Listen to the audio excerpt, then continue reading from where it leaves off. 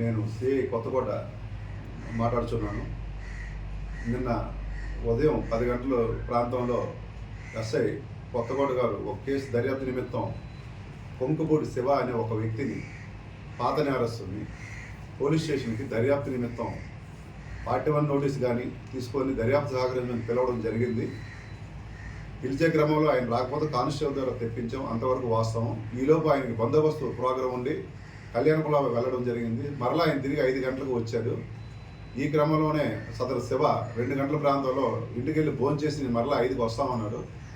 SI గారు 5 గంటలకు వచ్చిన తర్వాత ఎందుకు రాలేదని చెప్తే ఫోన్ స్విచ్ ఆపి లోకల్ మీడియా మిత్రులందరికీ ఎస్ఐ గారు నన్ను కొట్టారు, మీరు హల్చల్ చేయండి అని కూడా చెప్పడం జరిగింది.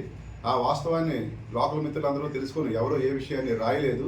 మరలా ఈ నర్సీపట్నం ఏరియా హాస్పిటల్ అడ్మిట్ అయ్యి అక్కడ కూడాను తనకి విపరీతమైనటువంటి నొప్పులు అన్ని అవయవాల నుంచి వచ్చేస్తాయని చెప్పి చాలా చక్కటి జామాను రక్త కట్టించాడు. అక్కడ కూడా మీడియా మిత్రులు వాస్తవాలన్నీ తెలుసుకొని కేసు దర్యాప్తులో పిలిచినట్టు ఆయనకి ఎవరు ఏ రకంగా కొట్టలేదు తిట్టలేదని తెలుసుకుని పిదప ఎవరు ఏ రకమైన ప్రచారం చేయలేదు.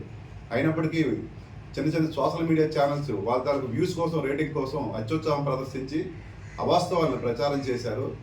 అవాస్తవాలు ప్రచారం చేసే ముందు ఎవరైనా సరే ఒక వ్యవస్థ మీద లేదా ఒక వ్యక్తి మీద ఆరోపణలు వచ్చేటప్పుడు ఖచ్చితంగా దానికున్న కింద అధికారి లేదా పై అధికారిని అడిగితే దానికి సంబంధించిన సమాచారం ఇస్తాం మేము. ఆయన మీద జనవరి 16వ తేదీన ఒక కంప్లైంట్ పాన్ షాప్ రాత్రి 1 గంట ప్రాంతంలో వెళ్ళి పాన్ షాప్ వాళ్ళ ఇంటి తలుపులు విరగొట్టి cool drink bottle, water bottle ఇమ్మని కుంకుపూడి శివ అనే ఒక పాత నేరస్తుడు అతనితో పాటు కొంతమంది వ్యక్తులు వెళ్ళి హల్చల్ చేశారు.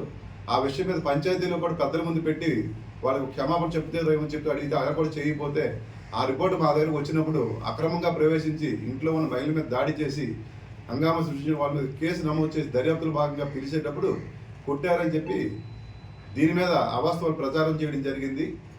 ఈయన గతంలో కూడా 2019, 23లో కూడా ఈయన మీద చాలా కేసులు ఉన్నాయి. అప్పుడు కూడా దామోదరం ఒక ఎస్ఐ గారు కేసు దర్యాప్తు నిమిత్తం పిలవగా స్టేషన్కి వచ్చి ఎస్ఐ గారు నన్ను కొట్టారు, నేను సూసైడ్ చేసుకుంటానని చెప్పి phone switch off social media అన్నింటిలో కూడా పెట్టి హల్చల్ చేశాడు.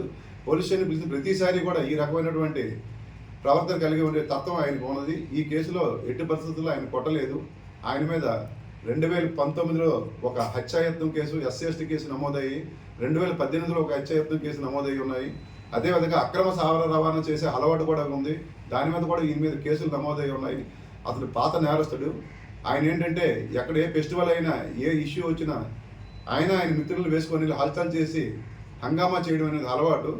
ఆయన ఒక బ్రాండ్ రౌడీ అని చెప్పుకొని ఇక్కడ లోకల్ షాపులలో అందరినీ భయపెట్టడం, వాళ్ళ దగ్గర తీసుకొని డబ్బులు ఇవ్వకుండా వెళ్ళిపోవడం, ఇలాంటి క్యారెక్టర్ అంతా కూడా ఉంది.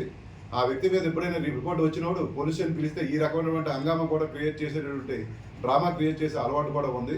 కనుక మీడియా మిత్రులకు ఒకటే నేను కోరుకుంటూ ఉన్నాను, పోలీసు సంబంధించినటువంటి ఒక మంచి విషయం లేదా చెడ్డ విషయం మీకు తెలిసినప్పుడు లేదా ఇతర వ్యక్తులు మీకు సమాచారం ఇచ్చినప్పుడు సంబంధిత ఆఫీసుల దగ్గర నుంచి మా తాలూకా వెర్షన్ కూడా మీరు తీసుకొని వాస్తవాలను ప్రచారం చేయాలని, వ్యూస్ కోసం, రేటింగ్స్ కోసం సోషల్ మీడియా దీంట్లో మీరు హైలైట్ అవడం కోసం అవాస్తవాలను ప్రచారం చేసి ప్రజా వ్యవస్థల మీద చెడు భావం ప్రజల్లో కలిగేటట్టు ఉండరాదని మీడియా మిత్రులు అయినటువంటి అందరికీ కూడా, నర్సీపట్నం మరి చోడవరం మీడియా మిత్రులందరికీ కూడా నేను ఈ వీడియో ద్వారా తెలియజేస్తున్నాను. అతని మీద ఉన్న కేసుల వివరాలు, అదేవిధంగా ఆయన ఆ రోజు క్రియేట్ చేయడం హంగామా క్రియేట్ చేసిన వీడియోస్ కూడా ఉన్నాయి. అవి కూడా మీకు ఇస్తాను.